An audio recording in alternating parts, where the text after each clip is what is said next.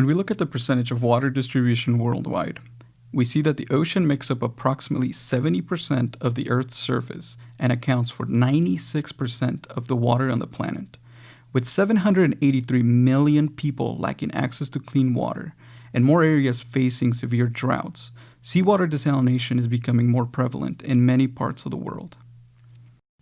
The composition of seawater is made up from mostly sodium and chloride, so the potential for inorganic scale is relatively low. However, there is a higher potential for organic fouling. A typical membrane desalination plant includes intake, pretreatment, seawater reverse osmosis process, and post-treatment. Each of these elements are crucial. However, the membrane process is the heart of desalination. The seawater RO process is often operated at recovery rates between 35 to 60%, with pressures ranging between 600 and 1200 psi. Due to the high pressure requirements, it is important to maintain low pressures. Intake selection is extremely important when looking at membrane fouling potential. Often, runoff containing nutrients such as nitrogen and phosphorus can trigger algae blooms. An open intake may have a higher potential for organic fouling and algae blooms. A subsurface intake provides additional feed water treatment so the impact of algae blooms may be minimized. When dealing with hazardous algae blooms, it is important to understand how this impacts membrane performance and fouling deposition on membranes.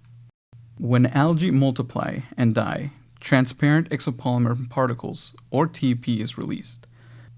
These particles can adhere to the membrane surface, creating a polysaccharide layer that acts as a food source for bacteria to attach and reproduce. The biofilm grows, becomes thicker, and encapsulates sessile bacteria, enabling the biofilm to protect itself from biocide addition. Larger microorganisms, such as nematodes, diatoms, and amoeba, may develop above the mature biofilm, further protecting the initial layer. A seawater facility experienced high feed and differential pressures due to severe biofouling. Several elements were collected, autopsied, and full element cleaning studies were conducted. Here we have the unclean membrane surface. The membrane is covered in a tan gelatinous material that was determined to be organic fouling. To look at the spatial distribution of the foulant on the membrane surface, we use chromatic elemental imaging. From the imaging, we see the dark blue representing carbon, which in this case represents the organic material. The crack in the imaging reveals the membrane layer. This imaging indicates a significant organic fouling layer. Through testing, we identified that a targeted high pH cleaner, Avista 192, combined with RoClean P303, a low pH cleaner, resulted in a virtually foulant-free membrane surface and demonstrated a 44% drop in pressure. In many cases, membranes that experience algae blooms are said to be irreversibly fouled because too often, generic cleaning procedures do not fully remove the foulant, leaving behind a food source that allows bacteria to continue to grow.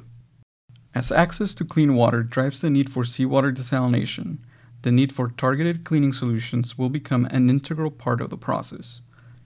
This is just one example of Avista's targeted approach for hazardous algae blooms, which helps to reduce cleaning frequency, minimize membrane replacement cost, and extend membrane life.